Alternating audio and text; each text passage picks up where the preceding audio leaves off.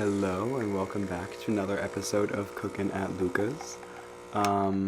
Another different video today, because it was just something quicker, but I have a little short story slash essay that I wrote while I was at work, and I thought you guys would enjoy, so don't forget to like, subscribe, and leave a comment, and enjoy the story. I haven't titled it, but it's pretty good.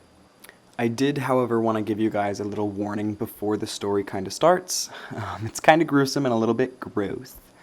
So just keep that in mind while you're listening. Nothing too crazy, but it is a little icky.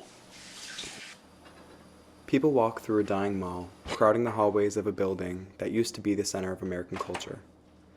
It's cold and people are trying to get gifts for their folks. Customers walk in and out of each open gate that make the workers inside feel as though they're animals or hostages, earning sparse paychecks but working long-hour days. In the walls crawl hundreds, if not thousands, of mice. Occasionally, they'll end up on stockroom floors and clothing, kitchens in the food court, and really anywhere else in the infested, rotting stone giant. Mice aren't the only creatures that roam in the loins of this place. Pampered dogs parade through the stores with their owners that think they're related by blood. Spiders climb through heat vents, flies buzz around looking for sustenance in overflowing garbage bins, and each of every major dumpster, maggots squeeze through their food, excreting it onto more of their food for other maggots to eat. Workers walk through their stores, pestered by managers to do their jobs differently, to meet goals, and to keep everything neat and clean. That entails swiftly picking up mouse shit on clothes, the mouse bodies poisoned by exterminators, and that's if they can track down the scent of the rot wafting through the store. Crushing spiders looking for a place that will get overlooked at each cleaning hour to spin a web in search of food. They would be helping out if the people would let them serve their purpose, and they wouldn't have to come if the cleaning was done to a higher standard, but to ensure the actions of retail are prioritized, pushing product to meet sales, over the health of well-being of mall workers is necessary for the mall to survive.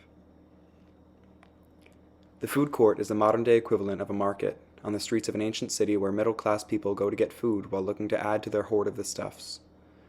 Children scream out of dissatisfaction when their mother or father say no to a request of theirs. People that haven't bathed in what one would guess to be months eat with their unwashed hands as grease drips down onto their unwashed clothes. Employees look to find something of nutritional value, to no avail. So instead, to pass the time, they go onto their phones to keep up with the latest trends, the celebrity gossip, fashion, food, comedy, video games, political commentary, all as a distraction from the real world, get back to work as soon as possible to avoid the boredom that comes with lunch break. Passers-by greet each other with smiles when they see one another, while coworkers greet each other shortly when they walk in for their shifts, and just as shortly when they walk out. They leave the rodents and the maggots behind in the mall, where happy music echoes through stores that are empty come nighttime, barring the few lingering shoppers who overstay their visits and stay past closing. Except in the summer when the heat's oppressing the massive vacant parking lot so much that there's a layer of visible heat blanketing the pavement, and the rot from the maggots is detectable from a 100-foot radius of the building. In any case, the workers leave almost begrudgingly to avoid having to deal with walking through the shit stench-emitting hallways, or the rot outside, or to deal with the squawking gulls or the rodents crawling at their feet. They would be enticed to stay at work to avoid this. Maybe make some extra money. They wouldn't have to deal with the shit stench or the rot, or the too many rodents or the gulls. They'd be trapped at work under the blanket of filth that covers the American mall.